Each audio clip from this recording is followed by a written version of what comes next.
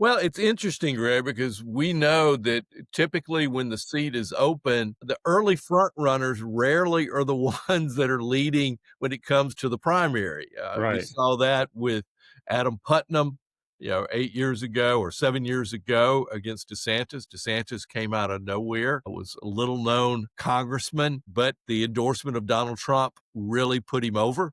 Adam right, Putnam. So, Rick Scott at one time was not favored. The first time he ran, came out of nowhere. right. So we've seen this happen a lot. So if you look at history, you would say Donald's looks like a shoe-in right now, but a lot can happen between now and then. And I think Renner is counting on that. Collins is counting on that. The Trump endorsement is huge for Donald's. It's definitely been helped him with the fundraising, but money doesn't pull levers, doesn't No, it fill the pot. doesn't.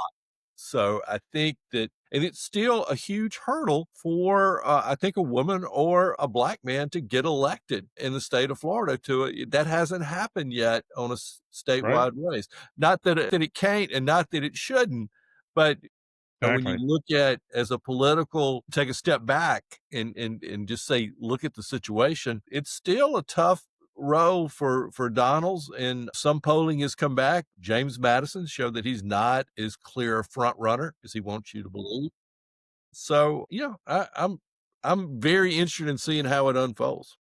Yeah, I mean, I was very interested. I heard a few different people giving some feedback about Byron Donalds' events, and he's telling people that this is the first time he's ever been to their area. Which, if you're running for governor, you don't want to, advertise or put out there that that's the first time you've ever been to their community, and you had to wait until running for governor to be in their community. And so, I mean, the whole idea here of any kind of public servant is that you're already a part of the public community already. You're already, doing a lot of stuff in their community to make their community better and to enhance their life and everything else. Not just that you're just showing up now because you're running for governor. And if you weren't running for governor, you would never have been there before. So, I mean, that's kind of like the take that I think some people were taking off of that. And so I think there, you have some messaging issues in that area there.